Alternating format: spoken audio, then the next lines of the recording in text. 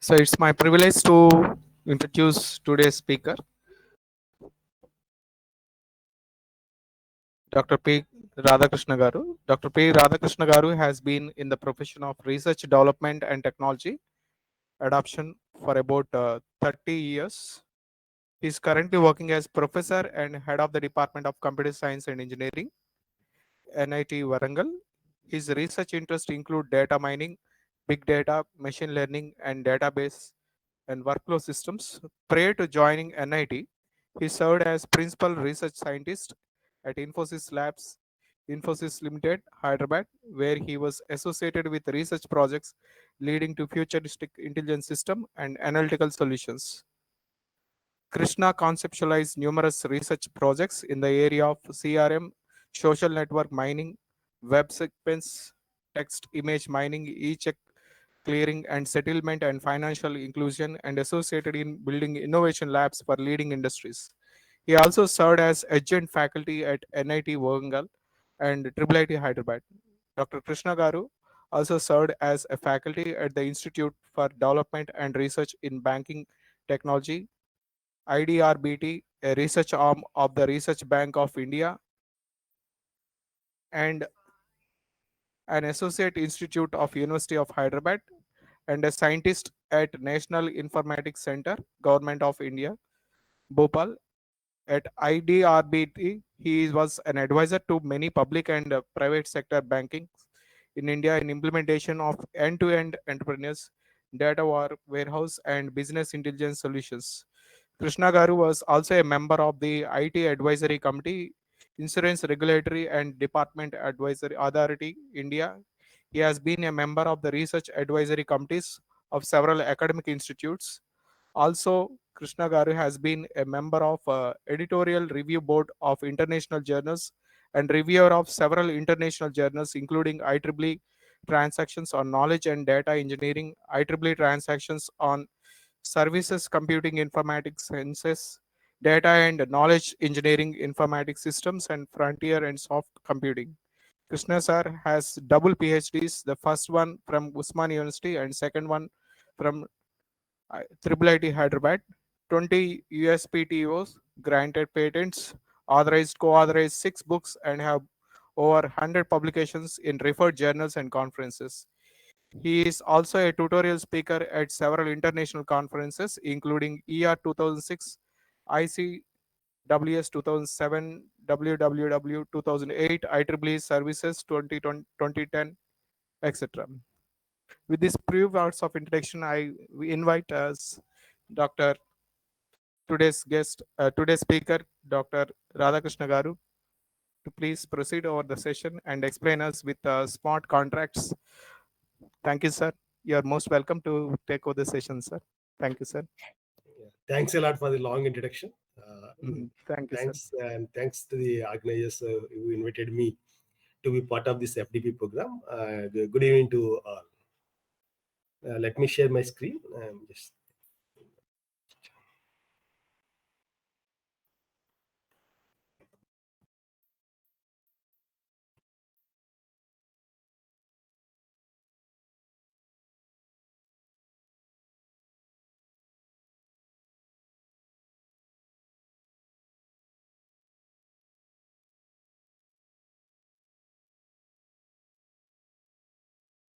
Can anyone please confirm that my screen is visible and I am audible?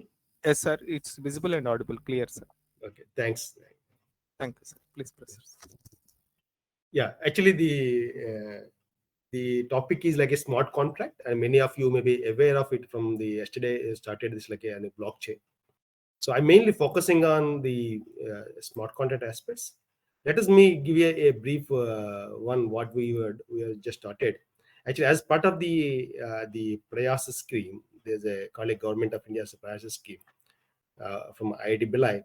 So they actually we got a project and then smart cleaner where we want to develop a full-fledged smart contract life cycle. So that is actually idea which we started this project. And previously, I was working in a pure research area in the e-contracts. So e-contracts. So now with the same kind of a idea, so we started off working in the smart contracts, which is actually a crucial part of the whole blockchain. So I would like to touch upon the life cycle, and then mostly many of the things will be talking about the testing aspects of the smart contract and why it is more important and how it can be different from the traditional software testing, and then the open issues and challenges associated with the smart contracts. So let's begin this one.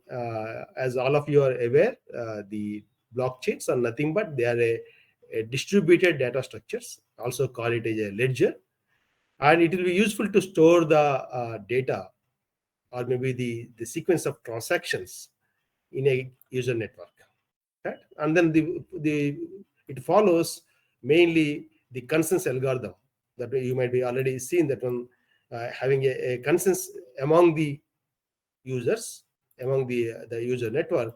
So it will try to provide trust among the peers and also allow us to have this blockchain network having a common agreement between all the parties, so that it can maintain the state of the distributed ledger always. So this consensus algorithm, because of this consensus algorithm, the blockchains provide a greater reliability and also establish trust between the unknown peers. This is what where the actually the differentiation coming from the blockchain with respect to all other technologies today. And we have so many technologies that evolved over a period of time. You can say AI, machine learning, deep learning, NLP, IoTs, grid computing, so cloud computing. The many things will come up, and then this technology was actually became a popular mainly because of establishing the trust between the unknown peers, because we don't require to know the people, because even if we see the internet, we are maybe having interactions, many of the interactions, but we may not be knowing each other, right? But even in the case of unknown peers, still we can establish the trust. How we can able to establish this trust is due to the smart contracts. So that means we are trying to enforce the concerns. What are the concerns that are there among the users, that we define as part of the smart contract. So that means this role of the smart contract is very crucial. Though many of the times in the developing the blockchain applications, we just simply this as like a simple code, but it is like a major portion of it, and it is like a more crucial among the blockchain applications. I will when we go through it, we can see why it is more important, the smart contract in the whole blockchain application scenarios. Normally, you look at it, if we have an agreement between the parties, it could be the mostly in the a digital document or maybe a physical document where it is focused on the legal aspects. The whole legal aspects will be there in a contract, right? Now, what we want to see is we want to convert this e-contract into a digital contract. So when you say digital contract, which can be identifiable or readable by the machines. So when this is a document when given, so it is always good to write in a particular language. Mostly it could be like in a high level language to make it more simpler. You can write in a high level language so that the programs or maybe the compiler, you can have a compiler that can understand the contract. Now, what is more important is in the contract, in the agreement, the parties are having a set of activities to be carried out, and they are also bound by the clauses that are actually specified or agreed, right? And then, of course, the parties themselves, they are very important. So these are the like a main elements of these activities, clauses, and parties involved in this legal aspects in the legal contract, or we can say this is like a e-contract to a digital contract with you can be like a smart contract kind of things. So that means all the things has to be loaded, maybe taken into account while you are developing the instructions, while writing the instructions in the compiler in the smart contract. So now, if you have such a contract, this contract is actually shared among the peers or among the users. This is like among the users sharing a account. in the blockchain application. So that's what you may be going through this the whole blockchain scenario, right? So now how we can validate, because this though the prepared document was there, but it has to be validated by the each and every user, right? That's what is happening here, that the validation needs to be carried out by every user, and once they agreed based on the consensus algorithm which we just now discussed it, and once it is actually verified or validated, then it will be deployed into the system. And the beauty of the smart contract is, or the not the exactly beauty, but it's like also it's like the fundamental aspect of the blockchains, where we can say the blockchains are immutable. I think many times you maybe heard the word, the blockchains are immutable, right? They're immutable. That means once you deploy, it is not possible to alter them. It is not possible to tamper them, correct? So that is actually happening because of the smart contract. You cannot change the smart contract once you agree and deploy it. So that is it actually gives a many of the options for us, how best that we can able to provide the smart contract. That means the smart contract is nothing but it is like a computer programming code. Of course, it's like an autonomous computer programming code, which is part of the blockchain, and that code is executed when a certain event happens. Of course, if you by defining a specified number of parameters. Normally, the smart contracts are written. Maybe you can see the smart contract like it's like a code, which you can see here. This is a purely a code written in some language. Okay? And this is actually each and every smart contract is mainly depending on the domain specific. That means in which domain that you are actually working, or maybe the blockchain was built, the blockchain system was built. So based on the domain specific domain, one has to be build the logic. Normally, how this can be built, this the writing this code is based on uh, the the contract, which is actually which are usually written in a natural language.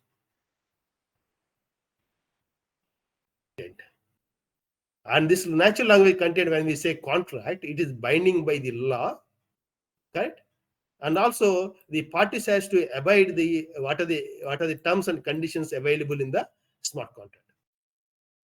And the things here required, it is also be required knowledge on the business process. Because for any kind of application, when you say a particular domain, you consider any domain like a banking, maybe finance, or maybe retail industry, or healthcare, take any domain, and of course most of the things are there in supply chain also. So this, when you take the domain, the business process also is to be known to us. So this business process also become one of the source, along with the natural language document, or maybe mostly like it could be a more legal document. Right? When you say agreement, we call it a legal document. That means how this can be useful for us, this kind of a smart contract. Whenever you want to had a transaction, you fired a transaction. Suppose that is has to be accepted by a blockchain. That means all the miners has to execute the code of this smart contract, and actually responds to this one according to the task given here in the contract, in the smart contract. So that means each and everything is actually will be executed, and it will be, once it is success, then it is going to the application. This is actually a basic smart contract. So that means smart contracts can be thought of as a set of programs executed by a network. Right? We have a network, the blockchain network, among the mutually distrusting nodes, because the nodes which are participating in the blockchain, they are not having any trust among them, right? But here they are executed mutually in a distrusting nodes who implement a consensus protocol. Normally, this consensus protocol can be either could be usually called a proof of work or proof of stake. So that actually gives us the what is that we are enforcing the agreements or the terms and conditions among these nodes. So now the challenging is this is this point is more challenging, either the node or the creator of the smart contract. So even the designer of the smart contract cannot do any change once it is started our executing. That means once a contract is started execution, it is not possible to change the content of the smart contract at any point of time. That's what the property that we call it as like a immutability. Because of this immutability nature, we say the blockchains are immutable, or you can say tamper free. That means nobody can ever change this one, so that because of there's a guarantee that it cannot be changed by anyone. So there we are establishing the trust between the parties. So of course, if you look at the industries that you are looking for, the smart contracts could be many. Maybe it could be like a finance, insurance, supply chain, healthcare, retail. So many industries that one can use it.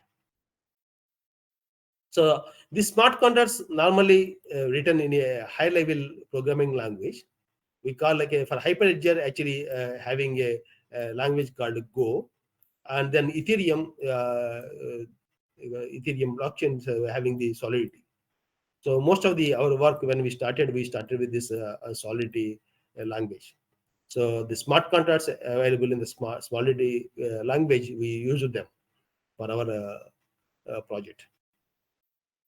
Now, when smart contracts is look like a program, so it's always it is also be having a similar things like any other software application.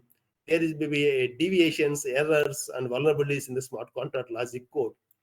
This actually, because when you say an error or vulnerabilities in the logic, the smart contract logic code, that means the logic that when we are building, if this is not as per the contract, that is legal contract that we are having, the written contract we are having, if it is not actually having completely satisfied or completely completely accepting each and everything, we cannot say it is like a proper smart contract.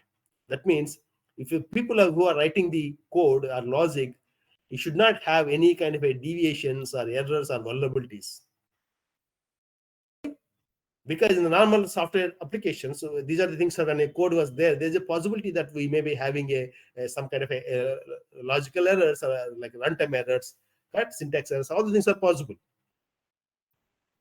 But here the important aspect is, if at all if we want to say the smart contracts are immutable, that means if at all if we don't find any of these things, if we don't identify these things and don't handle them before deployment, it is very hard for us to work with this because of this immutability nature.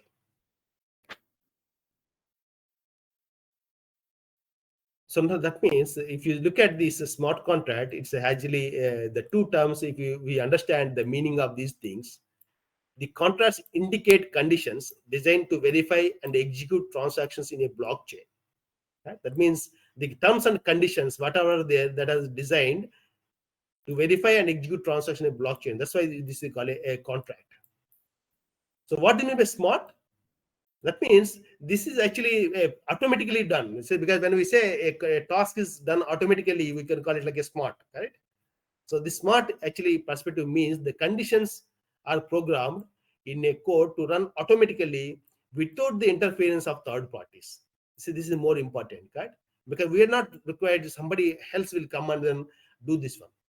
So it can be automatically can run. That's why we call it like a smart.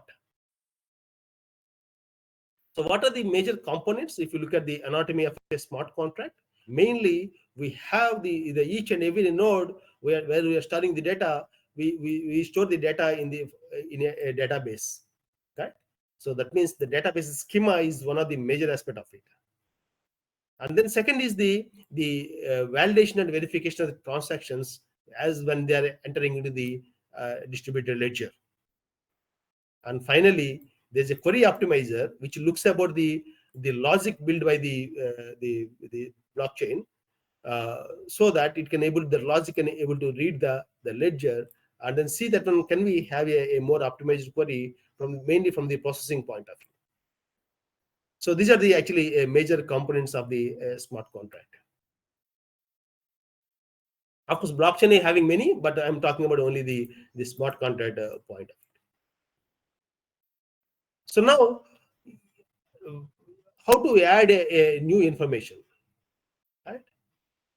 So that means whenever you want to add any new information that is into the blockchain, first of all, we need to check whether the smart contract, the logic of the smart contract allows it or not. That means the smart contract first verify that new requirement, right? Only when that new information is satisfied with all the conditions that are defined in the smart contract, it will be, then only it will be added to the blockchain. And of course, the detailed timestamp at what time that was actually initiated or maybe carried out. So that means once we have that one, once it is agreed, that one it is saved, the data are immutable. When say data are immutable, that means even no one should able to hack or even alter the logic or alter the performance of the task, right? Even by any means of like any malicious attacks or anything. So that's where our work actually starting about this point, saying that one, how to make the smart contract is a fully correct form. So how to verify that it is well, or can we say, can we certify it? Yes, this smart contract is now ready to go for deployment. That's actually our basic idea about why we started this project.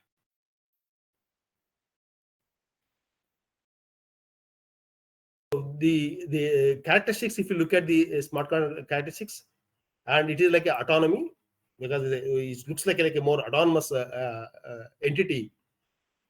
That means it doesn't have any role with respect to the like a bias towards to the any party or anything, right? That's a neutrality and automation in the transactions. And of course, as we've seen, the establishing the trust is a major activity characteristic of a smart contract.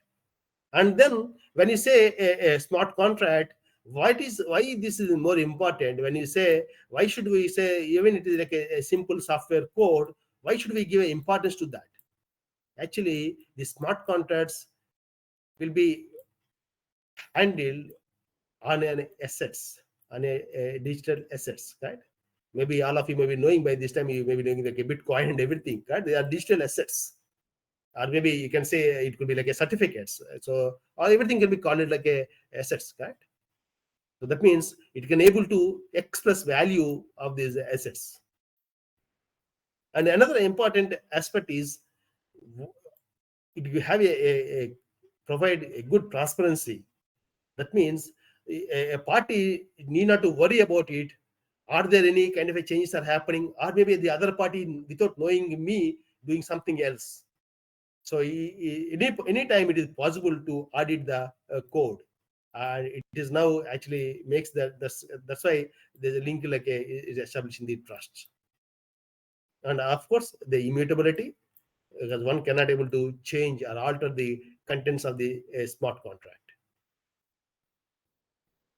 So all these characteristics making these smart contracts towards to a security hazard and a high interest target for cyber criminals. Because when you say there's a huge amount of value was there in that one, so people usually try to look at it. Can I hack that, right? Or can I enter into that system? So they may be like cyber criminals as these the hackers, or maybe proceed with they maybe look at it this providing this security hazard, and then maybe see that on how they can able to disrupt this one, or maybe get some kind of a benefits out of these smart contracts which are not defined, which that they want to get it, right? So that means though the smart contracts are very good to run our application, the deployment and the application, everything, but at the same time this also will provide a value this one, right? So, but the same thing, whenever we want to ask someone that when a child don't go into that particular room, so he will try to always go into that room, correct? Because he will see that there should be something is there interesting for him. In the similar way here, when you say when there's a lot of things for actually we are protected, there's a lot of good value out of it, then people will try to attack that. So that's what these characteristics actually making the hackers to be do some kind of a undefined unknown activities, right? So that means in traditionally the blockchains are immutable. So to maintain that, the smart contracts in blockchains are also not modifiable. That means once they write, the logic was developed and written and then published, then there is no change happens to the smart contracts. That means we should be able to understand because of this one, right? Because once you cannot say that you cannot able to not modifiable or you cannot able to change at any point of time, that means we should able to clearly, so if we are the actually a smart contract developers, we should know what exactly the role of a smart contract in blockchains and how they are different from the traditional codes. Normally what will happen, because once I know the logic, anybody can writing the smart contract, right? So if I know the solidity programming language, so I can write code. But even if I know C programming, so C code, I'm writing the C code. If I'm having a Java, I know the Java language, I can write the Java programs, right? In the similar way, we can also write the smart contracts.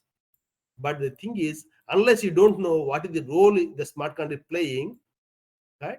And then are they similar to the same as whatever we are writing the software, or they are different from that?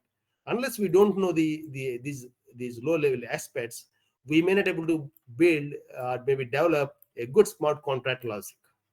That's what they actually our idea about why should we give a lot of importance in the whole blockchain. Most of the time, as a classroom projects, we never give an importance. We just write some smart contract and deploy it. But we need to look at it as an industry scale blockchain solutions, how it can be actually act or how it can be actually work. So just look at if you want to have that kind of the role of a smart contract, it's always good to know what actually the just some of the basics of the legal contract, right?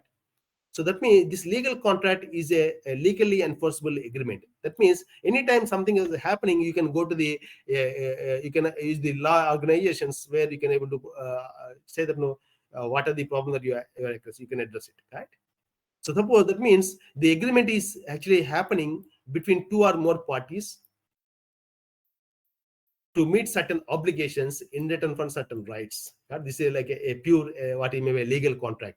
Maybe you can have a rental agreement, or maybe when you construct in a house, correct? Or maybe when you go for an appointment, when you're joining in a company, so you're signing the agreement, right? So that contract means it is a legally enforceable agreement in which more parties can commit to certain obligations in return of certain rights. So now, when we say it is a legally enforceable agreement, and you may be seen whenever, suppose even if you buy a mutual fund, there is so many terms and conditions will be there. In rental agreement also, people will have so many clauses that when okay, these many item fans are there, and you have to return it. If you not return it, if you what, and you have to give 1 month notice. Many things, correct? Or you can take a flyover construction. So there are many of the terms will be there, which looks like a lot of ambiguity involved in that one, right? So the ambiguity and fuzziness of natural language is actually part and parcel of any legal contract. Whenever you say I have an agreement, then one has to be without, of course, so many times without going into the terms and conditions we may sign, assuming that when everything is in as per our need, or maybe as per our agreement. But the thing is, when you say this, the legal contract which is written in the natural language, in any of the natural language, then it is actually having a always having a ambiguity and fuzziness, right? Because the interpretation of a one particular clause may be different from you, and it may be different to me, to others. So that means we see that when there's like a same clause will be there, maybe the clause could be appears to be as a different to it will be different to me. The interpretation could be different, right? So that means always people will say, like somebody can say, after inspection of the goods, once it is received, so there is a chance of finding that and dispatching it, right? So you say once it is reached means we do not know when the time should be taken into account, whether it comes to the go down or it comes to the started from the shipment. So many things we need to be able to take into account, right? So that kind of an ambiguity and fuzziness is actually an implicit part of the any kind of a natural language statements or sentences. So that means the contracts have parties, activities, and clauses which has to be need to be carefully identified. Of course, in the smart contract, we can see the peers who are involved are the miners that who are involved in that execution, right? So that means the organizations are people involved in a business process. Activities is nothing but the tasks or services that has to be carried out by these parties when the contract is executing or when the contract is enactment is happening. And the clauses actually provide the information about the restrictions or the constraints or the limitations or maybe the processes on the execution of activities, because the parties are actually has to be execute the activities, and what are the conditions they have to follow are actually defined in terms of the clauses. And when you look at any kind of a contract, they have some kind of a structure inbuilt to that one. So they have a contracts can have a negotiation, commitment. They have a transactions, exclusions, authorization, arbitration, judicial, so many things, right? When we say a legal binding agreement, that means all the things will come into place.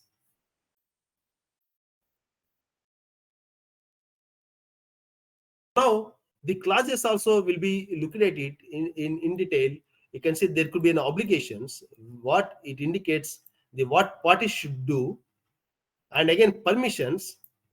It provides the what these parties can allow to do, and prohibitions means what they should not do. That means will be so though the written conditions are more clarity in terms of like a obligation, permissions, provisions, and everything was there. Of course, still there's a ambiguity and fuzziness will be available. So if you look at this a contract life cycle, the parties will try to exchange the information and negotiate on the terms and conditions, or maybe even including the value of the assets, and then build the a contract. This is a contract was prepared. Suppose if you're going for a rental agreement, you and the house owner and the tenant will have a come to the agreement for a monthly provide giving the monthly rent and everything. Okay.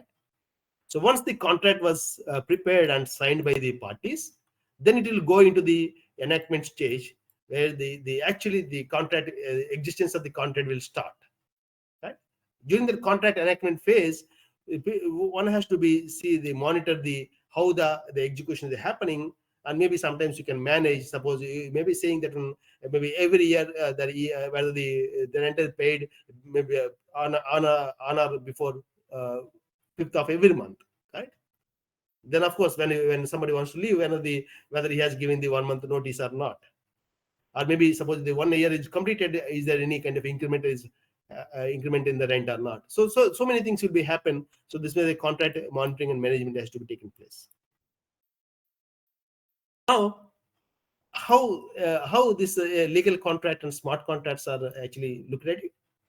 Suppose you can say, I promise to send you $100 if my lecture is rated 1. What you are saying is that means you are actually you say that I will send you $100 if my lecture is rated 1, right? That means now I need to how I can write a system can understand this one. Okay. So that means a smart contract can have can say I send $100 into a computer program executed in a secure environment, which sends $100 to you if the rating of my lecture is 1. Otherwise, it eventually sends $100 back to me, because you should know if you rated 1, if you don't rated 1, because you should know now the condition is coming, right? If my lecture is rated 1, then that means you know that you have to send the $100. But if not, what to be done? That is the condition is actually coming into place, that you need to write proper logic for that one. Can you say that one, okay, only this term, the legal contract says only that one if my lecture is rated 1, and I don't worry about what is about the else condition? Is it possible? Maybe because we do not know what will happen if that is not rated 1. Correct? Unless if you don't able to take into account that as part of your logic, we are not sure what will happen if somebody is not rated 1. Right? So that means this smart contract execution is a crucial for for establishing the accepting this, allowing the terms and conditions that what this needs to be agreed, right? So now what will happen, this the when you say a contract, normally it is happening, the transactions are happening between the two parties, right? So maybe like a lending, borrowing, logistic process, so many things will be there. They must go through a lot of paperwork before the deals are sealed, because you may be seeing that one whenever you have even the house contract or anything, any contract you take, or maybe suppose if you are selling some goods, how to make it, right? Even when you say employment, I don't know how, normally if you see this employment agreement, they say the rules and regulations as part of the institute rules, right? And we do not know what are the institute rules when we are joining, because the rules are maybe hundreds or there are thousands, maybe rules will be there. And also they will write they will write another clause, say the rules may change at time to time, correct? So that means you are actually agreeing the terms which are not known to you, correct? That's what the actually the challenge is in building this digital contracts. Because when you write a contract, you are saying that the terms and conditions, or maybe the terms can change time to time, and you are abiding that those terms and conditions, correct? That means which was not known at present, also you are actually you are actually agreed that one, okay, whatever the your organizational rules or maybe the parties are changing, you are actually accepting it. So that means normally you have to do a lot of paperwork before actually agreeing that one, and then put your signature on top of it. So that means you require a lot of human resources and time for having such kind of a contract.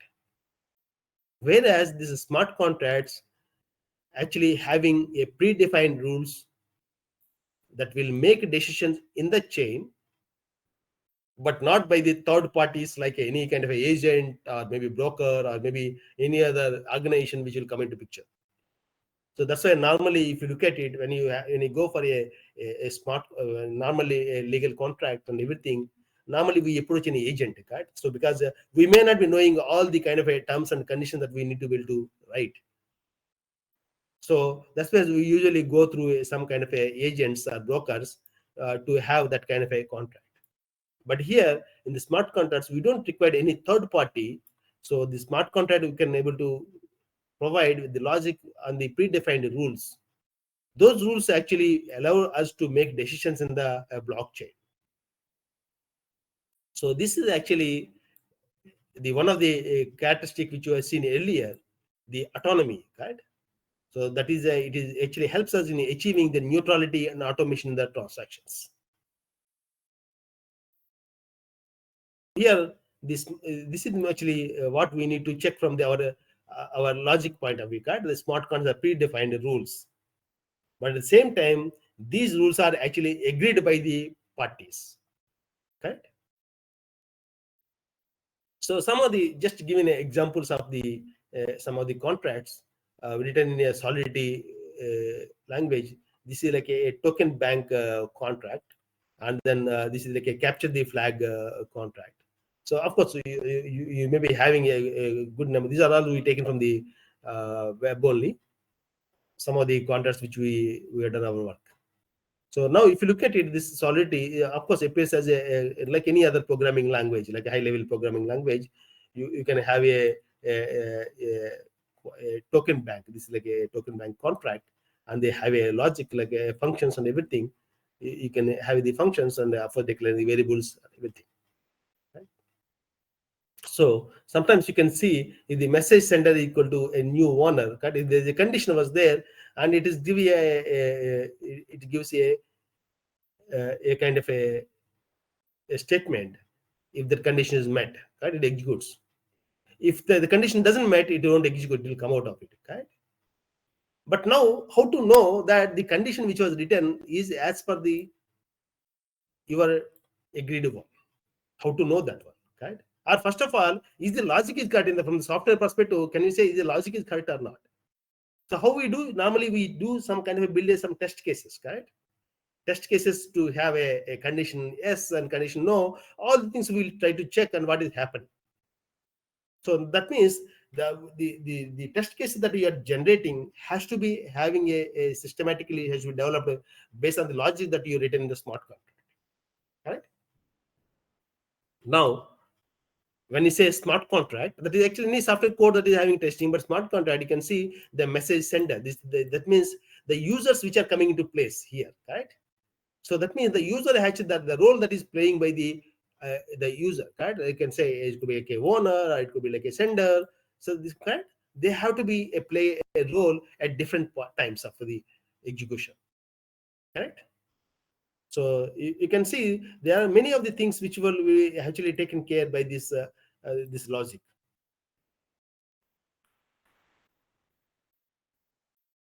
So now the entire challenge is based on the how you can write a code, or you can design a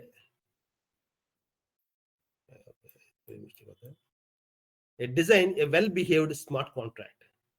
That's how I can build a smart contract that is a proper, right? So that means normally we can go by more systematically saying that when you have a smart contract source, it could be the legal document which you are having it, or maybe the document which you are making, or the task that you want to do it, and also the kind of a regulatory framework that you are in the part of it, right? Maybe following the state rules, or maybe following the country rules, right? The jurisdiction, everything. Then with this, once you have that kind of a one, then you have to understand the conceptual modeling, and then represent them in a more formal way, and uh, try to get the logic of it, the reasoning out of it, right? Then once we have a kind of a understanding about all these things, then we can see what could be a smart contract, how we can able to parameterize, and then now you define the smart contract. That means the actual logic can be decided. Then you can use some of the techniques to say whether they properly the model was actually properly built or not. And then you can write in a kind of either in the high level programming code, or maybe a low level programming code. You can write it, and that means designing the smart contract, and designing the smart contract, and then writing the smart contract. Once the smart contract is ready, now you can go and deploy into the blockchain application. This is a good. That means it's not that when somebody can, if you start a blockchain using Hyperledger, or maybe Ethereum, you develop an application. Just if you people usually start writing the smart contract, that they start writing the code of the smart contract and say that this is my smart contract. But in academic kind of a environment, it is okay, because the PO is like a students are learning it, and smart contract, if they don't, they can change it again later, correct? But that may not be in a real time. Once a contract is deployed in a blockchain application, you cannot change the code. That's why we are saying the blockchains are immutable, because they are immutable because of the smart contract is not mutable. You cannot able to tamper, or you cannot able to alter that smart contract.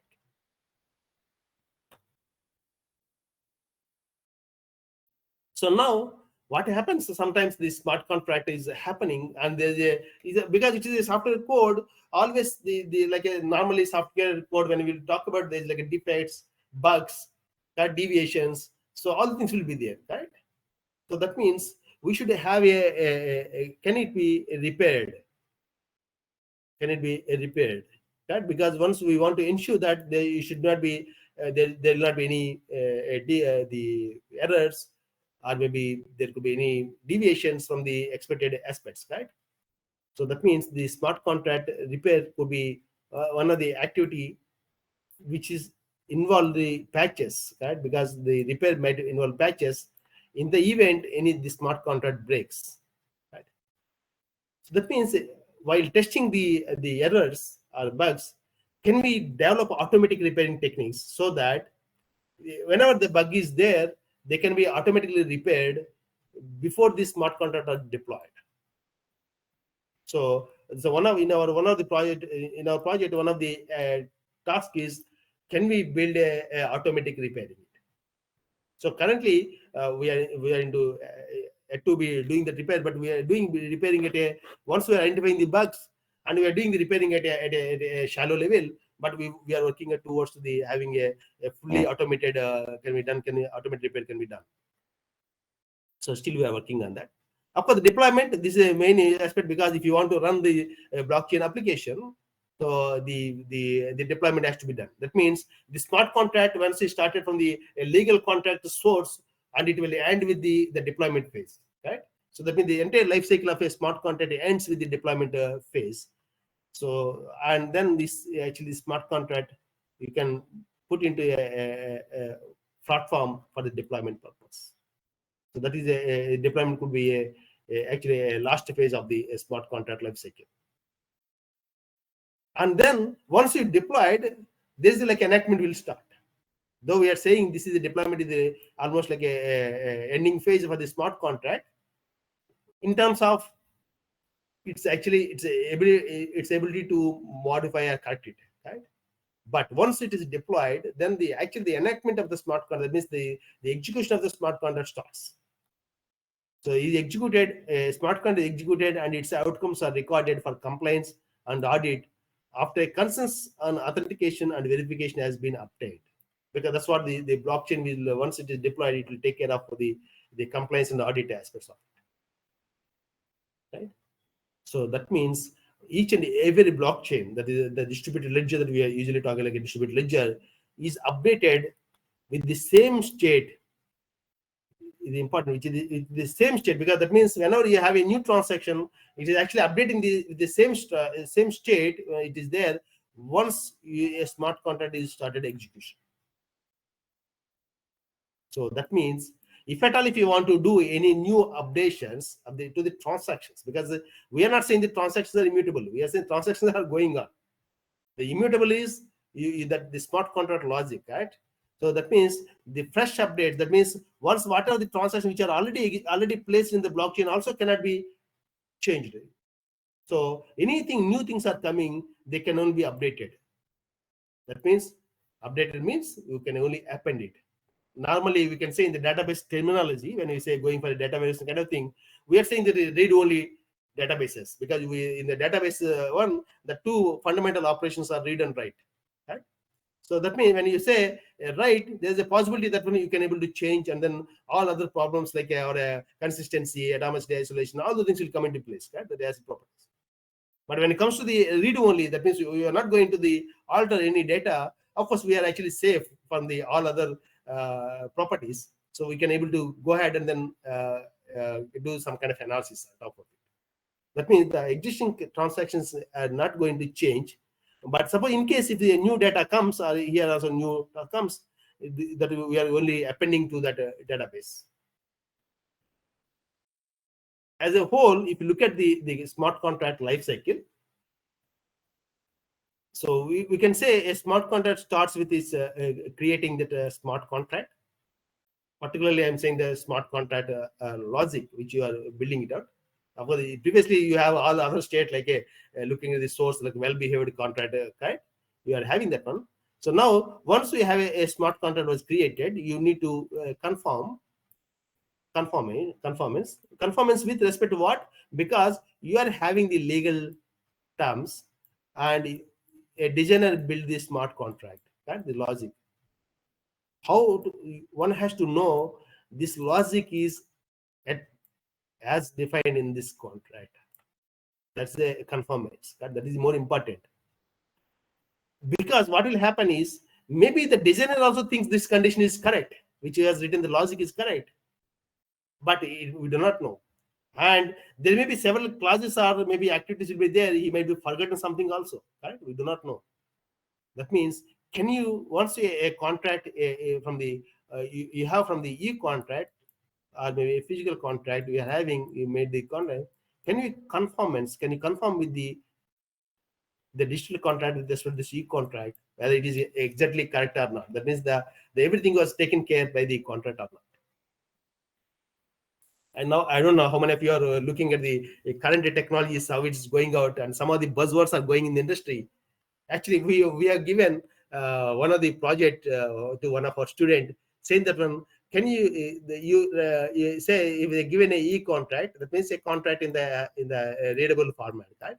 maybe a PDF document or Word or kind of things there, the e-contract, can you convert into a smart contract automatically? Because currently somebody is writing a code in the smart contract in the using some like a Solidity kind of a language, right? Econ language.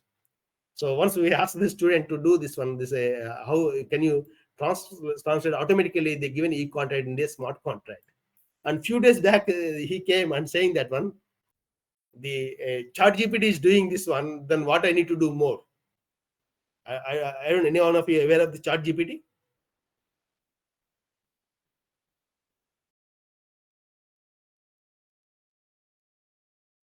Can anyone hear me? Sir, you're audible, sir. Yeah, okay, yeah. Is anybody else actually looked at the ChatGPT? No, sir. Many, oh, you're not looked at. If you're not looked at, you should look at, because this is now. If you look at the industry or maybe research, everybody is now focusing on this ChatGPT, how it is performing, and maybe you may be seeing that one. The ChatGPT is actually OpenAI actually launched this ChatGPT, and then now the Google actually afraiding about it, and it launched a BARD, right? BRD BARD. And then Microsoft actually improving this one, because Microsoft is also one of the partner in the OpenAI consortium. And then now they started about the releasing the GPT-4. So there are a lot of game changing is happening in this one. Keeping aside about this the gaming, the kind of efforts they are putting it. But now ChatGPT, you give the any kind of information that you want it, so it is trying to providing it. Suppose if you ask some information, suppose if you want to see, can I identify the entities in this paragraph, it will identify. Right? It is we also seen that when suppose we want to identify the contradictions which are there in the contract, can you identify? Because sometimes what will happen, some of the paragraphs, the sentences will be there, and this another paragraph, we have the a similar one, but is contradicting the previous one, right? So now, can you identify the contradictions in the smart contract? So now this ChatGPT is a good thing that is happening. So many, so it was trained a lot, the ChatGPT, and kind of give any kind of answer. Or even if you want to write a letter to, I was actually showing to my colleagues and say, see, now I say that who is Radha Krishna, so it doesn't able to identify. Then I asked that how about National Institute of Technology Warangal? So then it is actually taken the information, NIT Warangal and everything is given it. Then I asked general questions about like how to calculate 2 plus 3 and why it is a 2 plus 3 equal to 5. So many things I asked it. Then I asked it, write a letter to the director, write a letter to the head of the department. Surprisingly, you can see it is addressed to the HOD and say the NIT Warangal also, as by HOD, Department of Computer Science and Engineering, and then the NIT, National Institute of Technology, like that it is addressing. So that means it is actually taking the lot of context and everything. You can write a letters and everything. And today, if you give any assignment to the student, and all the things are there, they're entering into the chat GPT and getting the answers. And maybe if you as a faculty, if you don't see these things, maybe your students might be already clever. They're saying that your assignments are giving what is the output. It could be output from the chat GPT. Okay. So now here, the surprising here is whatever that we are actually discussing, this Solidity language, smart contract. Actually, this student actually copied all the contents of this contract into the chat GPT and asked, can you build a smart contract in the Solidity for me? So it is giving a complete code itself. Now you can understand what is the kind of a technology is happening outside. It is really, I have seen that one. I was actually surprised. It has given a complete smart contract. Then I asked him, he asked me, so what to do? Because it is giving smart contract, then why to repeat the same efforts? Then what I asked is, okay, it is giving this quality good, it is giving good. Maybe you can have an interface to upload the document and get this smart contract. But now you can see how to ensure that this smart contract is as per the contract, the terms in the contract. So can you build the conformance? Because that is more important, right? Because the parties, when they comes to when somebody written a logic, they have to agree it, right? But the parties are actually agreeing this contract. This is the e-contract, right? They agreed this contract, and they assume that when you are the proper way that you are written the code, right? Normally in the software also, when you say software, the requirements are there. In the requirements engineering, you should know whether the requirements are actually as part of your application or not, right? As actually you correctly coded it or not.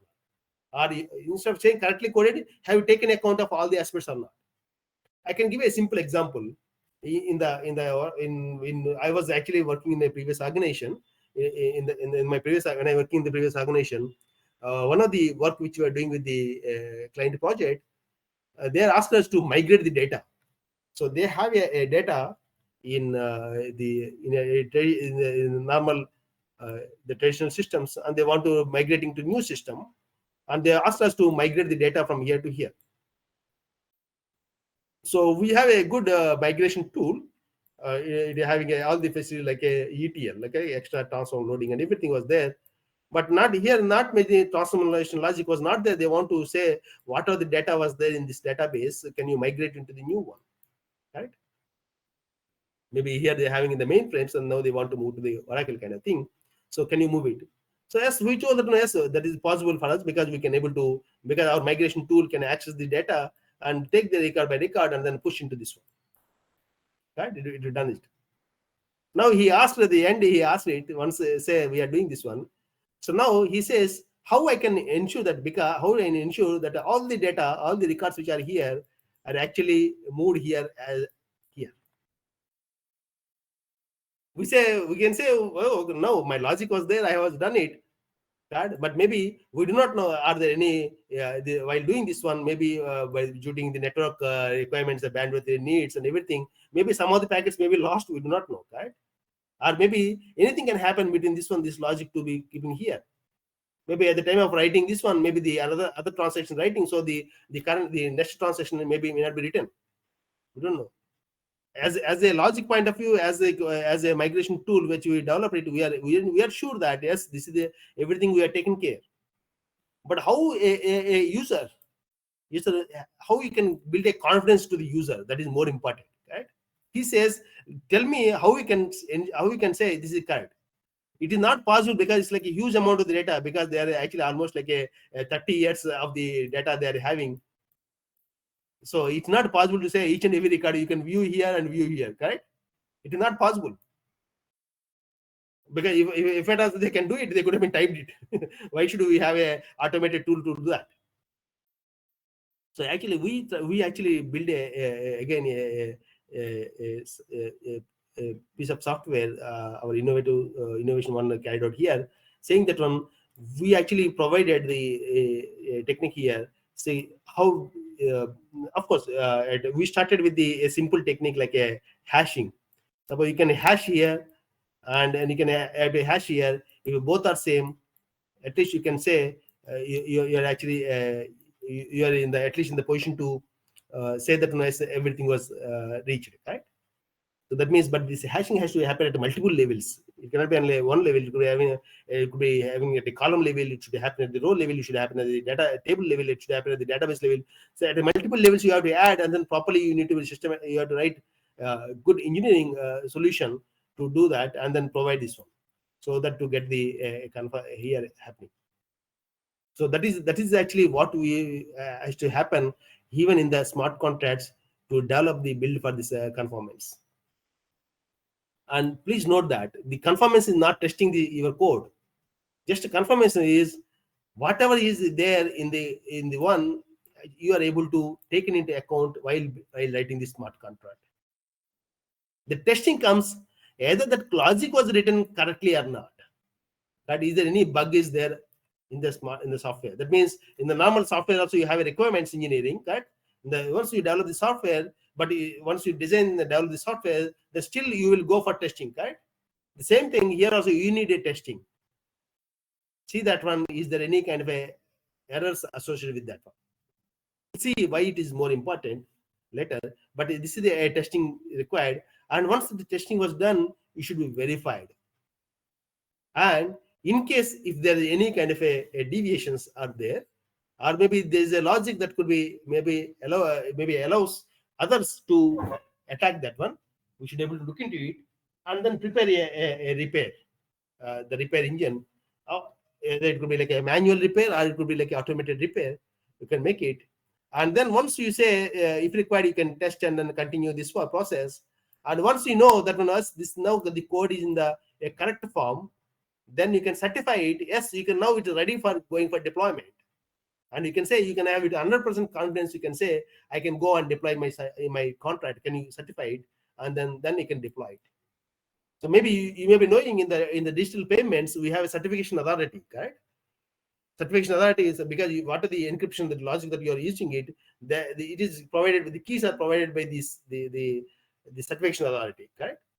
So similarly, in the smart contract, can we, our idea is, can we certify the smart contract saying that, okay, now you can deploy with 100% confidence, or even suppose something was not able to change and everything, you can say at least, okay, you can deploy it, but with respect to like a 70% confidence or maybe 80% confidence that you can tell.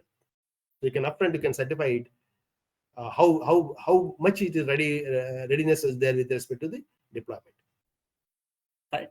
So now, suppose the repair in every case, suppose if there's any not possible and then it's not happening, what is the condition that we are making it, then you have to destroy the contract, right? Because you cannot make that smart contract to continue it. Or even the confirmation is not happening, also you have to be destroy that contract. So this is actually a whole smart contract life cycle.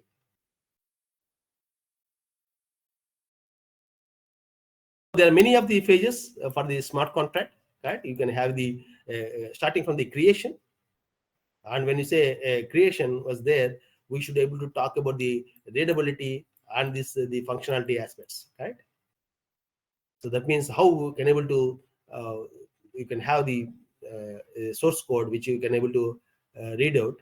Maybe it could be like a human readable form, right? Or suppose if you had something happen, can you able to record kind of things? So now usually these contracts are written in the Solidity programming language or Ethereum. But if you're looking at some of you are working in the Hyperledger, you can see there's a language called Go, right? So that means we need to be able to check with the vulnerabilities associated with this one, right? So in the deployment stage, we have to ensure this contract correctness, and of course the flow, how it is executing, that the execution flow also be important, because we want to know all the paths that are possible, right? Though we have a automated test cases and everything, but it's not an easy task. So whether we have to see all the paths that are there in the execution tree, or maybe the usually you can say the psychometric complexity, right? So we can able to look at it, the flows, graphical flows and everything. And then you execution at the time of, you can have a trustworthy oracle, right? Or you can have see that the ordering dependencies among the transactions. So whether you want to execute sequentially or in a predefined manner. And finally, you also want to know the efficiency in the execution, right? So that means somebody can be able to monitor how the execution is happening. And of course, final stage is like a completion. That means one is now ready for go ahead, right? This is like a life cycle terms. So then developing this one, there's a good the software development techniques, some of things we can use. This is called a model-driven development. Because rather than directly coding, as I've seen that I've shown that a well-behaved smart contract, right? So can we have a kind of a model-driven smart contract? And these models are helpful. Even when we look at when we are teaching to the database course, we are not saying that now how to write a SQL logic, correct? Maybe we talk about, first of all, we talk about how to identify how can I draw a kind of a ER diagram, right? Can I draw an ER diagram, and then how I can make into the logical tables, and maybe using some kind of a kind of normalization, and then finally creating the physical tables. Though normally people are starting with directly writing a creating table and everything, but we actually teach them systematically to go ahead, right? Why this is systematic approach is required? Because whether when you say this entity and entity relationship, we know actually these are as part of the requirement or not, right? So we can able to change if anything is happening here itself. We can change in the modeling and then push into the creating a logical tables, right? So the same thing, that means models are helpful us. So this is a model-driven smart contract. It can useful to provide a methodology, and that can be to deal with the complexity involved in the smart contract development. Because when you say models are like abstractions, right? We can say we usually go for so many models in our places. Even when you talk about the syntax tree, which is abstraction syntax tree, right? So, and even it's a laws, when it's a class and methods, we are explaining say abstract classes. So that means this abstraction will be there. Those will help that at a different levels of the abstraction can be taken into account to address the complexity in the smart contract. So there are tools are available that the modeling tools usually call. They help us in documenting the kind of the nature of the business processes, right? That is the functionality associated with the business processes, and also helpful in partially to automate the development of code. Because normally you can see you can have UML diagrams and then the executable codes and everything, right? So that's why one of the in software engineering, I'm not saying exactly software engineering, but in the kind of a database application development, given a conceptual model, can you make this a conceptual model to be executable, right? That is one of the research area in the conceptual model, is executable conceptual models. That means our focus is our focus or efforts more on the designing the conceptual model. Once you know the concept model ready, can you develop an auto application which you can actually translate the the the the conceptual model into an executable code? Of course, you may be knowing that UML already having that kind of functionality to convert into a code, right? So that means this model-driven smart contracts are useful to mainly even in the case of the blockchain smart contracts also, because the kind of a complexity involved in the smart contract logic, if you want to address, it's better to go for a model-driven smart contract, because once we have a model, then one can understand what it means, right? If suppose if I give some kind of a logic or maybe things, I may not be knowing it, but I can able to easily understand this kind of a diagrams or maybe the conceptual models, right? The models are easier to understand than code, and it is always easy to check whether the model is performing as per the need or not. That means this approach, this model-driven smart contract approach, can adapt the best practices and generate well-tested smart contract code, and also provide the artifacts that are needed to push into the to develop a blockchain platforms. So this is the actually interesting thing. If some of you are interested in the blockchain development, you can take into account how I can build a model-driven smart contract.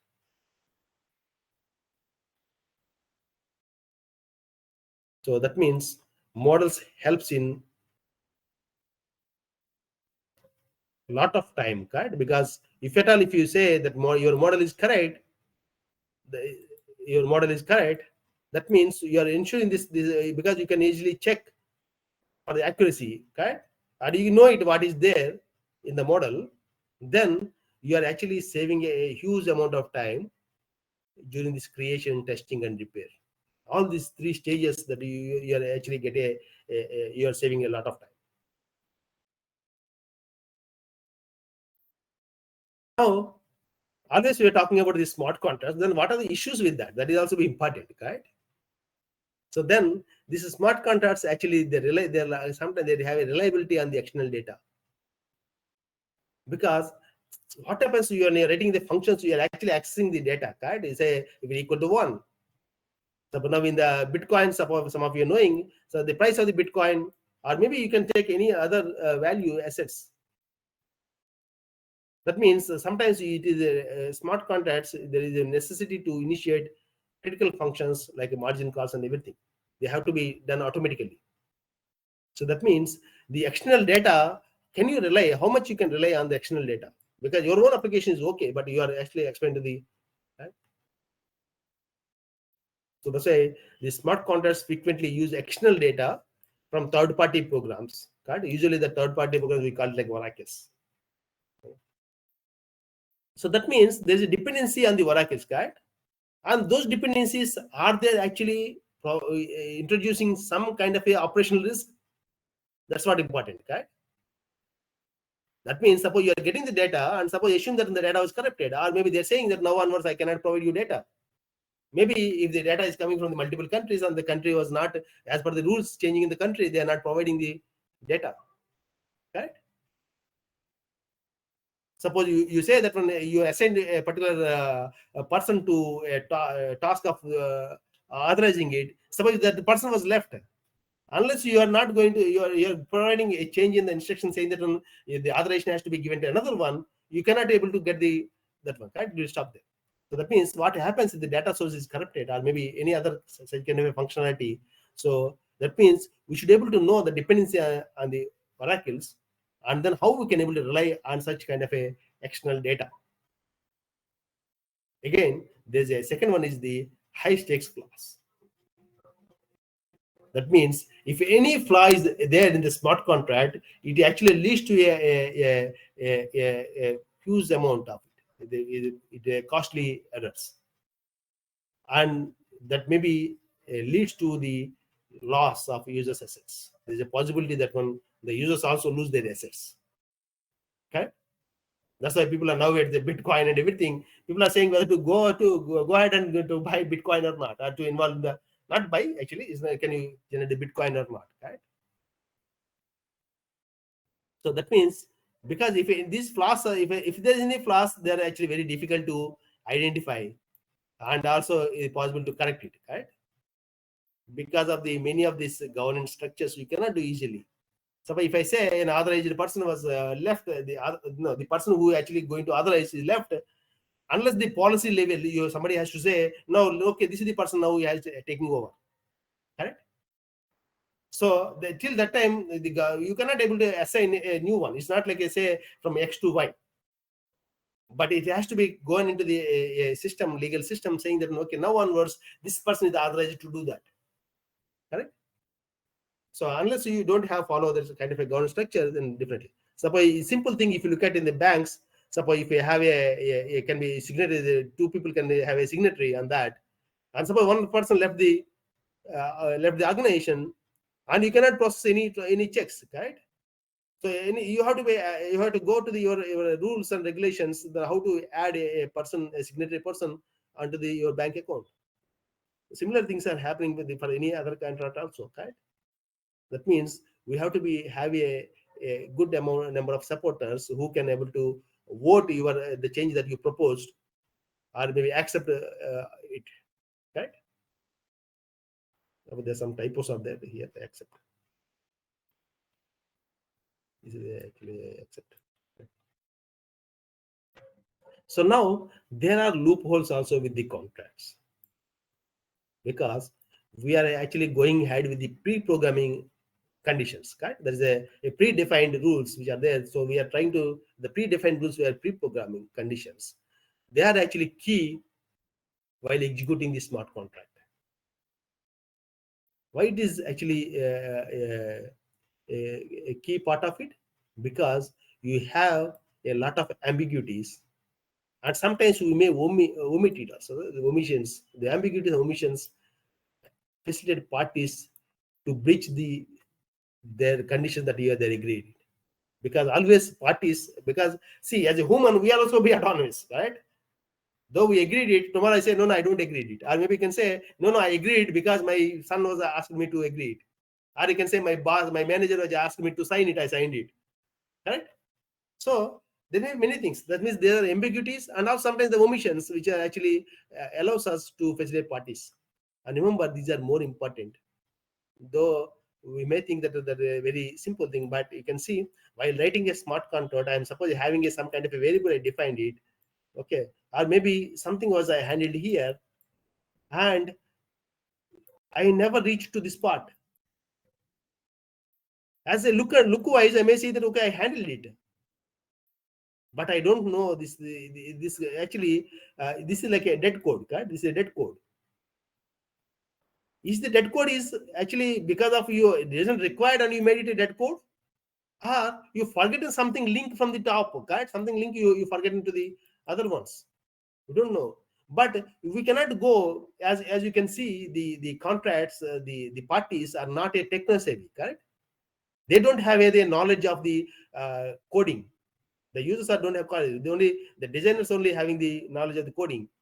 But how they can, when somebody don't know about the computer program, he just look at this one. He may not be knowing it anything, right? or even as a developer, when you're looking at it, you may think that everything is correct. But thing is, there's a possibility to have a loopholes. That means all the parties follow the concept of good faith. We are not sure, right? That means there's a possibility to have a loopholes in the smart contract, and unless you don't notice it, it is very difficult. But again, the noticing those kind of loopholes is also be very hard. Only we can notice that one once some damage is happening to us, right? Many times you can see the kind of agreements, we see only if something was actually there's a disadvantage happened to us, or maybe some damage was happened to us, then only we know, say, no, what happened. Because at the time we may not be knowing that one, okay, this is because of this reason it was gone, right? So that's why you can see many of the banks, when they're actually closed, banks are closed, and many of the customers are actually on the roads, because you can see if they laid off, the bank itself is laid off, right? So what to be done? So that means this here in the smart contracts, the users or the participants not having any knowledge or experience in writing the smart contract, right?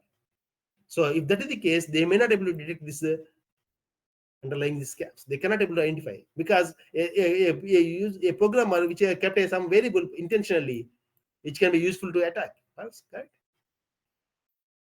So that means if you look at even if you look at the logic in the smart contract, if you look at the contract logic in terms of a set of conditions, right, they cannot be always true against the test of time, because we cannot say this rule is holds good for the ever, correct? But you can say this is actually, I am giving this price for next 2 days. If you are executing that contract, can you say the 2 days ends at the 12 o'clock night, or maybe at the end of the business hours, like 5 o'clock, or maybe because of the other timings, country timings are different, so it will be which one you have to take into account, right? And also, what happens if this comes after the one, because the contract you can is the same thing, correct? Same thing contract. So that means we cannot say it is always true against the test of the time. So that's why normally what you can do in the normal legal agreements or agreements, what you do, you update this one, right? That's why, as I mentioned, we are updating the terms and the conditions time to time, right? So that means always there will be updates and modifications, right? So they will be there. So now, if at all we are saying that the smart contracts and you cannot be mutable, right? That means now one has to see whether really this smart contract is an advantage or disadvantage.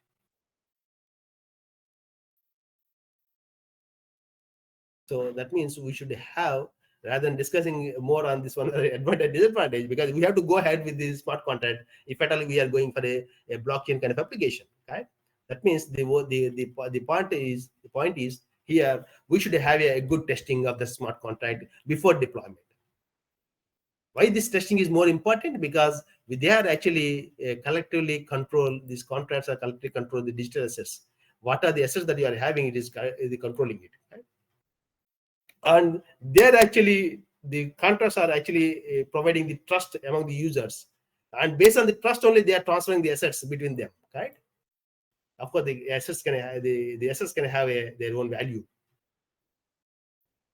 So now, if you look at these legal contracts, okay, and then people knows it, right? When I say, when you're finding a mutual fund, almost most of the terms could be same, or maybe if you're going some kind of a mortgage kind of a things, or maybe rental. So always we know, based on the experience, you know what are the kind of activities that normally take place, because they are written in like a natural language sentences, right? But if you look at the smart contracts, they are actually written in a programming language, and the non-computer science people, or maybe who do not have a knowledge about the coding, right? They find it difficult for understanding the contract on their own, correct? Maybe even if they have a solid language, even if you can see, it could be like understandable sometimes, But of course, it may not be impossible, but there's a possibility to evaluating the contract or understand the contract is very difficult. That's why I mentioned in the beginning, we can see why should we have a proper full-fledged testing thing for smart contracts. So that means even though we know that the smart contracts provide a lot of transparency, right, and then allow the parties to audit at any point of time. That means they can audit the code also. But only thing is, because of the contracts are actually written in a kind of a programming language, they cannot easily understand by the people. So that means they will have a hard time knowing it will perform as intended and advertised. That means as we have the contract specified in the legal terms and the conditions in a pure natural language form, now if we come to the code, we may be knowing it, cannot be easily understand, right? That's what the actually an issue, a major aspect of the testing comes into place. That means you have an issue when a smart contract is not behaving as it was intended, because we do not, at the time we cannot say no, this was not the I was agreed, but you are saying that no, you agreed smart contract, that's why I am deployed it, right? And then you are saying that no, that is not my intention, that is not my intended meaning. So that is a problem comes there, right? So present an issue when a smart contract is not behaving as it was intended.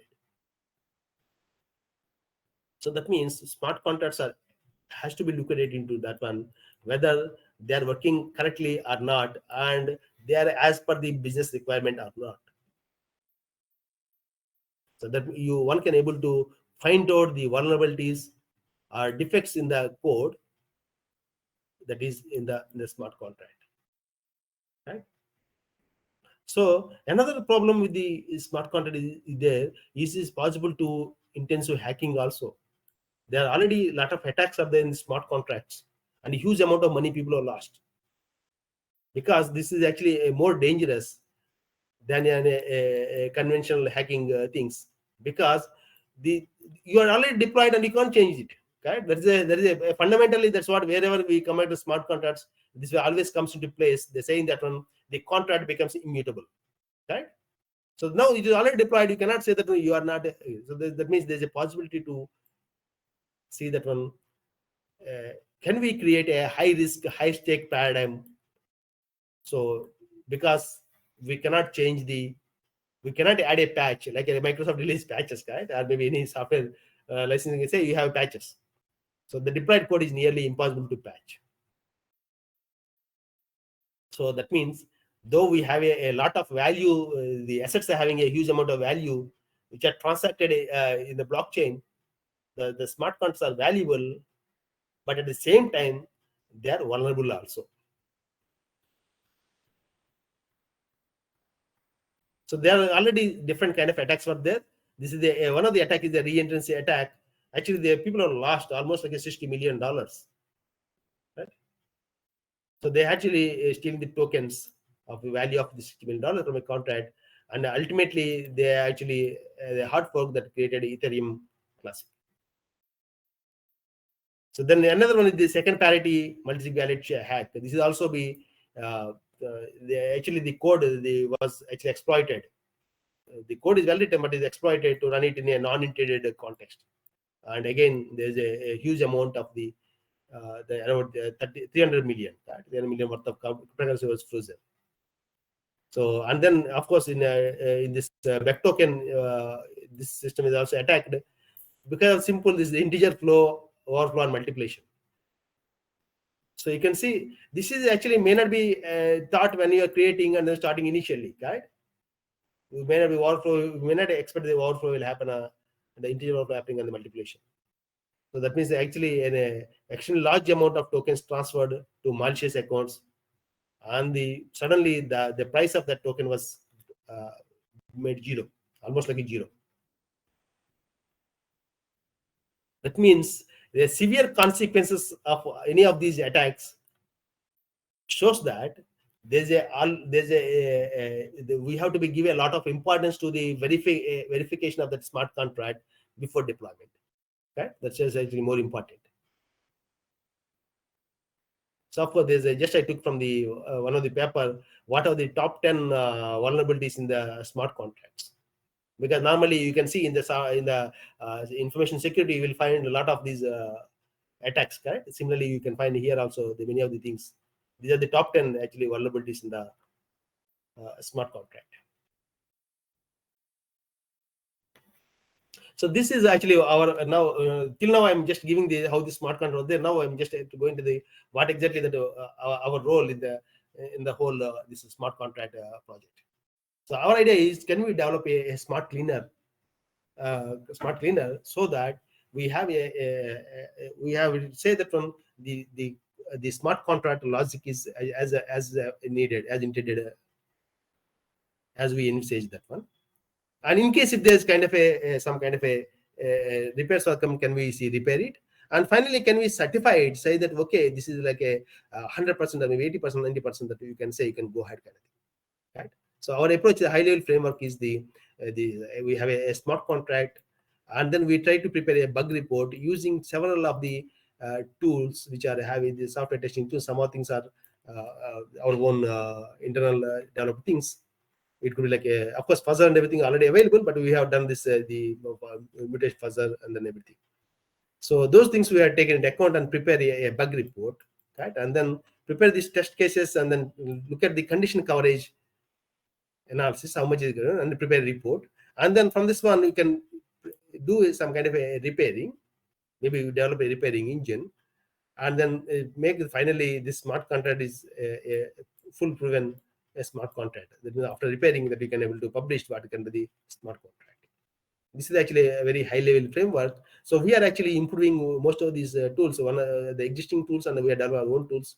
We're adding on to this one so that we can able to prepare a complete bug report, the defects that are available to this one. So the first one which we developed is like a solve BMC. That means the BMC is nothing but a bounded model checker, right? So we developed this one for the particularly for the Solidity language. Okay, it is actually takes the condition coverage analysis on the smart contract. That means we have a original smart contract. Now what we do is we try to insert some kind of annotations into the smart contract, and then this is take the annotated smart contract and apply our tool, the solve BMC, and prepare the kind of coverage analysis report, and then we have the extractor and then provide the finally conditional coverage report. That means we try to generate the test cases to satisfy the condition coverage of smart contracts using the BMC. Of course, BMC is open source, but we are using this Solidity driven one. So that means we are trying to introducing these annotations as part of this condition coverage specification, and that internally it drives the whole BMC, right? That means now we are actually collecting what are the feasible targets, and also giving a kind of a score. They usually call a CC score, like a condition coverage score. We actually considered 70 real-time smart contracts, which are there online. And then we actually, our things actually shown. Sometimes we got a very interesting observations on this one. So we say 57.14, right? With the good condition coverage scores, because not all smart contracts are having a condition coverage. And this is also can be useful. This tool, our tool, can be also useful to certify the niche smart contract. Whether we are taking the three classes of one is like a first one could be a maximal one, second is the optimal, and third is no, it's not, maybe not good kind of things. Right? So there's some of the works already started in this area. Not many, but very few of them have started. Works, but they are actually talking about normal testing things. Okay. So how to do the vulnerability analysis and everything. And here they use in the last one they use the mutation operations. But the only thing is, though in the research papers is good, but if you look at the mutation, it takes a large amount of time, and even that's why even industry software testers also don't go to the mutation because it takes a huge amount of time. So we actually developed a G mutant, which is actually in a small amount of time you can able to you can able to get the report.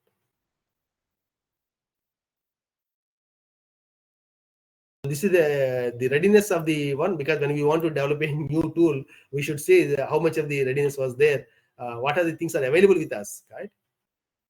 So they're already there in the literature. We have a good number of smart contracts. They can able to look at the structure, environment, and everything. But only thing is, in the smart contracts, if the parties are actually changes, then what happens? The smart contracts also evolve, right? This smart contract evolved as people changes, obviously, because if you say you have a house, then maybe you can give it to your house to your name of your son or daughter, right? They maybe give it to someone, so it will happen. People will change. Yeah, few testing tools are there. Truffle is a good one. If you can test it, and solidity, code coverage, and these are the like SFAS. These are like a good tools. One can able to try it out to find the vulnerabilities on the smart contract.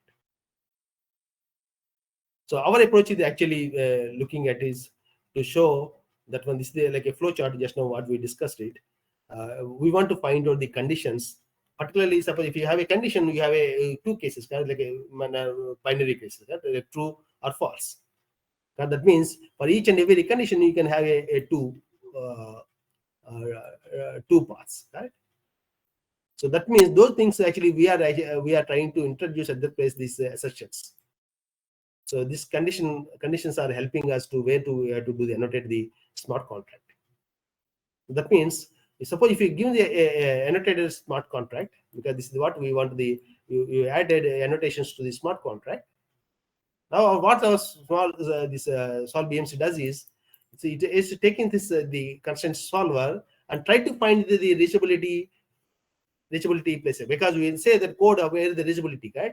Whether the all code is reachable or not. The reachability and feasibility of each market assertion can be done, because once we reach it, the assertion means it is reaching the code, correct? If the assertion was not coming, that means it's not reachable. So that means we want to find out the dead codes available in the smart contract. So this is actually provides a detailed execution report, and it provides all the log. It logs all the assertions which are the violated, right? And also provide the counter examples, because the test cases that can be generated also. So what this extractor component does is actually analyze this report, what we prepared the report here, execution report, and see that how many of the assertions are violated, right? And whether this violation is happening at the branch edge or not. Normally, when you are writing the assertion at the branch, so we want to find out the branch edge is at the branch edge there is no violation or not. This also extractor also provides the identity, the total number of atomic conditions, particularly in the case of like if-else statements, and also count the total number of calling modifiers, because you need to modify it. That is a modifiable things. So, and finally, we are trying to get this condition coverage report. That is the actually output of the this solve BMC one. It is not doing any repair or anything, but it is only doing the report, generating the bug report kind of thing, the condition coverage report. So this is the algorithm that we actually done, how to make the input could be a smart contract, and then the output could be the annotated smart contract. So you can able to inject the assertions for each and every conditions, right? You can have you can able to whenever the condition was there, you can just check that on. You can see true conditions and not true conditions. So all the things you have to make it. So that we are injecting these assertions. And here in this case, we are trying to take the annotated smart contract, and then we try to provide this condition coverage, percentage of condition coverage. So of course, the condition coverage, for that we taking this the assertions could be the dynamic assertions, and then some of them are like unique assertions, right? So both we are calculating it, and then we are providing finally a score, condition coverage score as an output. So that means this, when we're saying this one, we are not looking at only the examples, we are also giving the counter examples also. Because today you can see there's people are talking about like fake news, right? Rumors. Now what you need to do, you have to generate the anti-rumors, right? Suppose if you want to stop some kind of a rumors, what you need to do, maybe one thing is you have to stop all the people, go to all the people and say not to generate further, right? It's very difficult. The second easiest thing is generate the anti-rumors, so that the anti-rumors will become the high priority than the rumors, so automatically the rumors will be nullified. Similarly, here we are taking the detecting. We are trying to detect the targets and also provide with the counter examples. Now we can have these values about the what are the unique assertions that are detected by the tool, and also how many we injected the assertions into the program. So this is the just for the example purpose, we took the one contract, the token.sol, the token solidity written solidity programming. So this is actually out of one among the 70 contracts that we worked it out. It has actually 37 lines of code and 4 functions and 3 atomic conditions. You can see these things, right? So now you can take this annotator component and generate the annotated smart contract. Actually, I have not given here because we have in our paper, research paper, you can see that we are given this how they were annotated also. So that annotated smart contract actually given as input to the our solve BMC tool, and it is actually do this bounded model checking and everything, and finally prepares a report. Now the report, the execution report coming from the solve BMC is given to the extractor component, because we have one more component which we developed. So this extractor component, it actually takes the input from the that is received from the solve BMC engine, and also it takes the original smart contract also. If you look at see in the diagram earlier, we have this the for the extractor we have the input from the original smart contract as well as this extractor. Both are there. This extractor will try to look at the both and prepare the condition coverage report. So it says how many actions are inserted and how many actions are dynamically the violations that are detected, and then how many are unique violations that are detected, not unique assertions violation they detected. Because this unique counting is also be more important. They compute the condition coverage. Why? Because we actually know from the statistical point of view, statistically we know that, right? Because when you say there's a conditions are there, we know how many of the branches, edges that we are looking at it. So we are trying to know out of the branch edges that we are looking at it, how many of them are detected. That is more important, right? So if suppose if it is like a 100% condition coverage score, that means it is reaching to the maximal group. It is reached to the we can certify it is like a fully full-proven. That is a maximal read. Of course, for the experimental purpose, we also consider the time execution time, how much it is taking time, because it should not happen that it takes more time than the smart contract execution, right? So we have taken this working analysis also, where we are taking this like 1.3 seconds for the simple example that we mentioned. Some of the times we can say the experiment was like so 1 hour timeout, right? Because we put a maximum 1 hour time. That means we want to know based on the timeout. Suppose it will not completed, then we can say it may not be. That means the smart contract is not good enough to deploy it. So these are some of the test cases. You consider the 6 test cases are considered, and these are the variables from the token dot solve file. Right. So we are taking the test cases. So and then our novelty lies into the how we will build this condition coverage as part of the smart contract source code. So the basic idea is, you can say a traditional contract which was there is never be equal to the smart contract.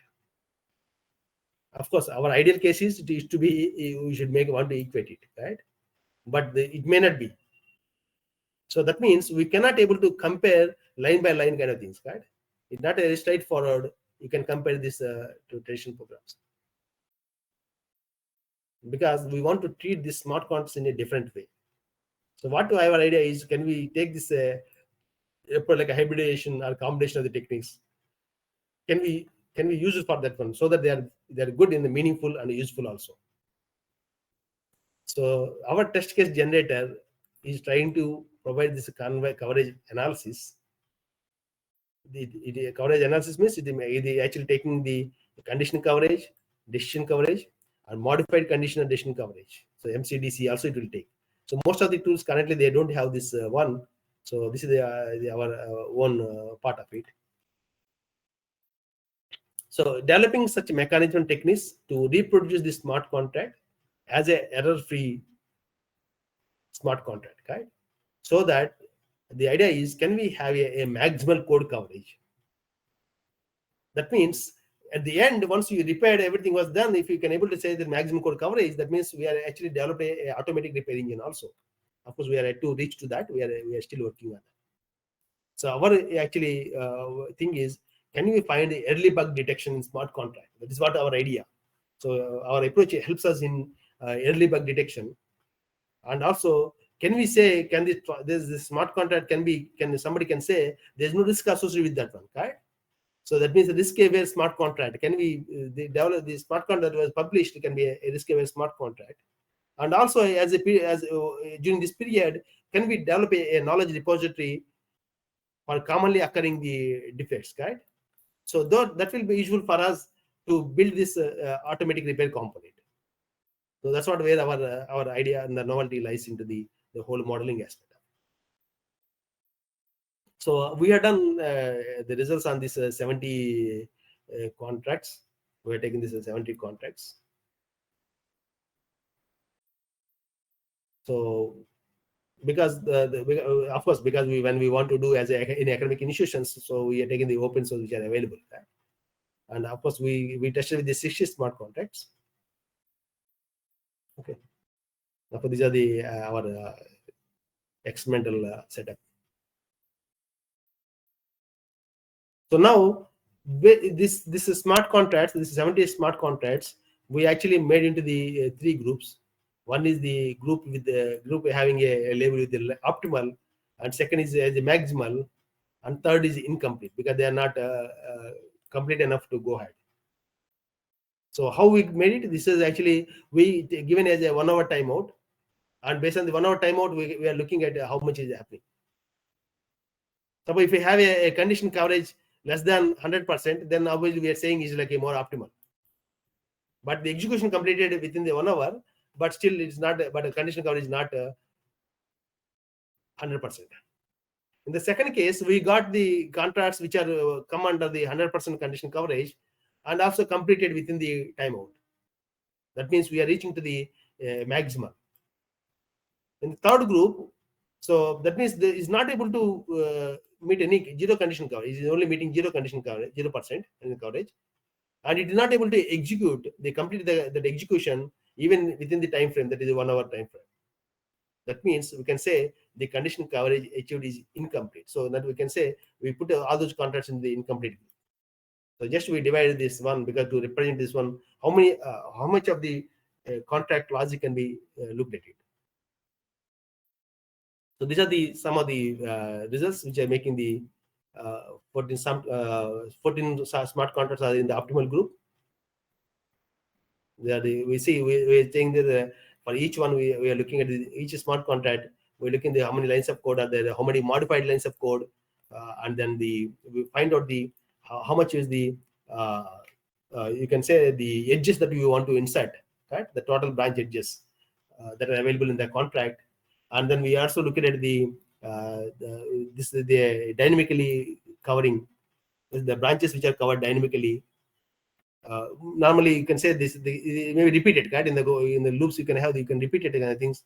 How many times that you have the unique branch coverages? This is like TUBC is like how many of the transactions that you are having the total unique branch conditions. And finally we computed this condition coverage score. Nothing but this is like the TUBC, the count of the TUBC by this total number of branches that we actually inserted with.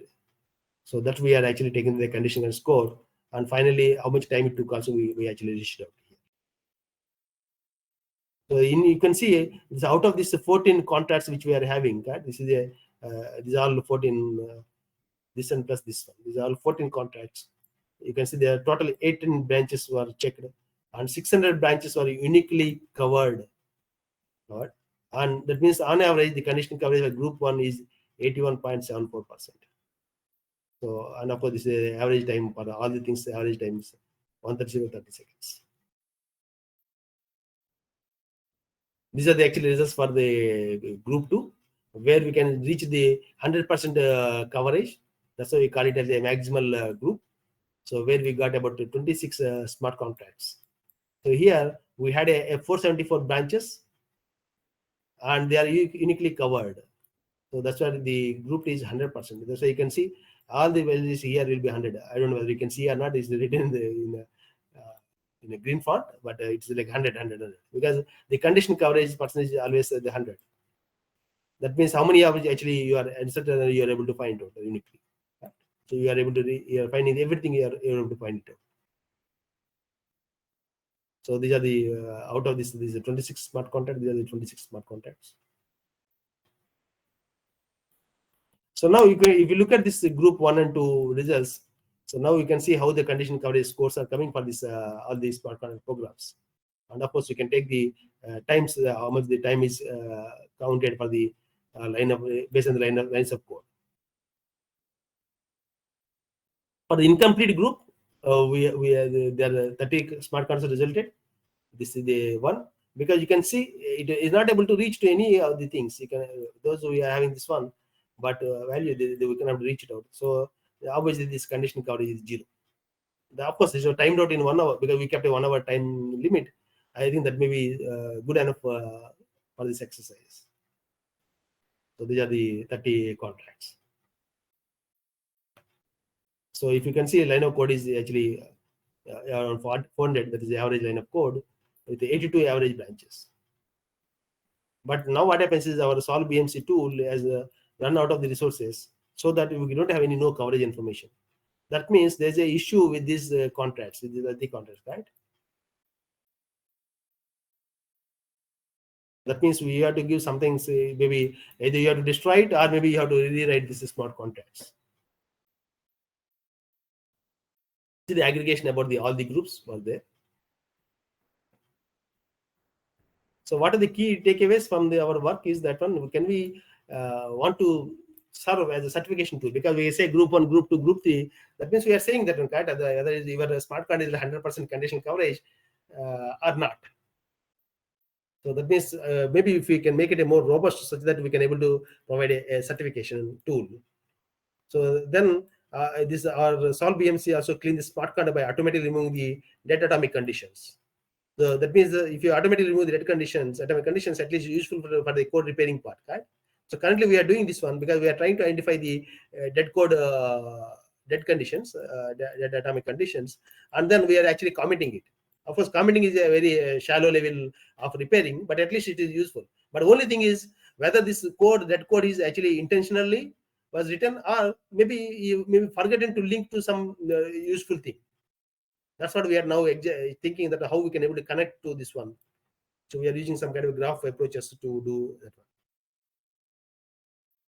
So this is the summarizing the work one, and then of course we are continuing with the some of this fuzzing and symbolic executions for getting the more detailed analysis and everything. And the next tool, once we developed another tool to have this cyclomatic complexity analysis of smart contracts. So this is what we developed a cyclosolve, as we call like a cyclomatic complexity one, which actually provide a condition flow graph. Hello? Any questions? So the idea is to, anyway, I'm completing in maybe another 1 or 2 minutes. So we actually trying to develop the control flow graphs to measure this cyclomatic complexity of the smart contracts. So we consider this ETH tool Then we created the CFG, because this tool is available to help us to creating this one. And then we are doing analysis on top of it to build this report. So this, you can see this, we're taking one of the lottery contract, and then out of this one, you can see there's a lottery contract. There's a kind of a random one is there, that how it is a random contract is the CFGs are generated. So we are taking this again, the condition, the secondary complexity score. Normally we take this edges and the nodes, the difference between these edges and nodes plus 2, we have taken this formula. So we have taken this for the each and every smart contract, what is the kind of a sorry. And third, we are actually developed a smart mutation verifier. So the thing is, can we have a mutant verification for smart contracts? So again, this was completely our own, where we have to do this. Can we create a mutants for the smart contract, and it should be executed in a less amount of time.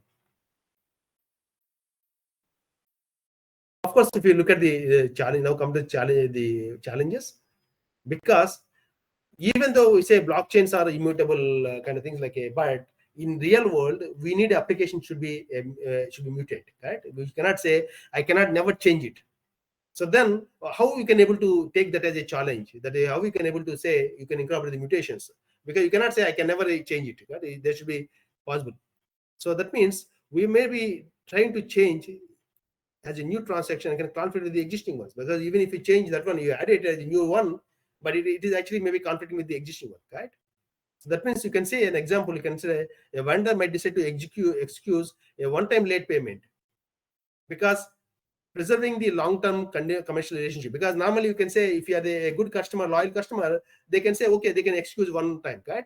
One time late payment is more important than the available termination of right or late fee, because you're saying that one, no, because of you are doing the late payment, I don't want to continue your contract. But the other thing, normally in the human, as a human being, we say that okay, he's a loyal contract, he's always doing very good business with me, but let us give an excuse. But this one-time excuse cannot be done as a programmable code, right? How to make that one as part of the smart contract is very hard. So that means the smart contract cannot make such a judgment call, and lack the ability to do so may impede the adoption. So that means any error, if another thing like a small contract may be almost impossible, you cannot change, right? Then if that is the case, how about you having an error? How much it can be time consuming and expensive to correct it? Of course, there are very few works are there, and now they started working on editable blockchains, because as a blockchain it should be immutable, but is it possible to develop an editable blockchains? Correct. So that means this automated nature of smart contracts hinders the ability for participant to make subjective decisions, because that is not possible because of this automated coding, right? So suppose you can see these organizations rely on strong connections to their customers and communities, because they want to, sometimes they give some kind of a flexibility, that, right?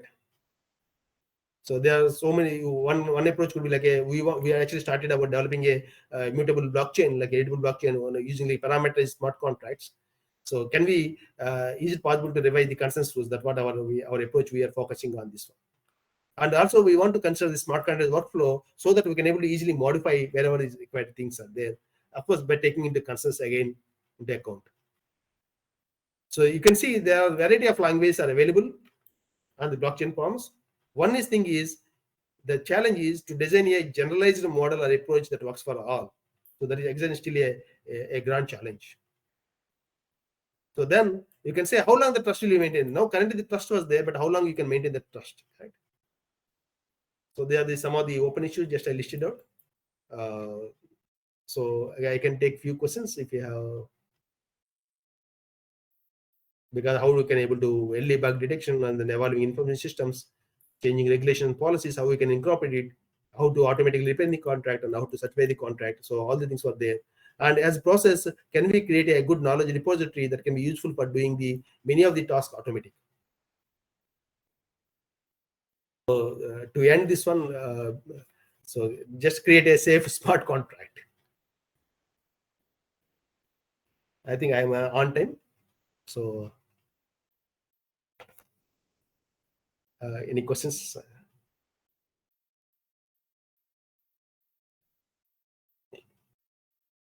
Attendees are requested to raise your questions in message box. Their questions are there. Okay, I don't No, because sir. I'm in the full screen mode. I cannot see the questions actually. No questions are raised. No questions are raised. Okay, if there's no questions, actually, thanks for patiently listening for 2 hours. I know faculty is very difficult for us to uh, sit and listen 2 hours session, but thanks for that, for listening, for your patience. Thanks a lot, and thanks to the organizers for giving me opportunity once again. Thanks a lot. Thank Thanks you, everyone. sir. Thank you for your valuable lectures. Thank you, sir. Thank you, Madhu, sir. To all the attendees for attending the session. Thank you, one and all.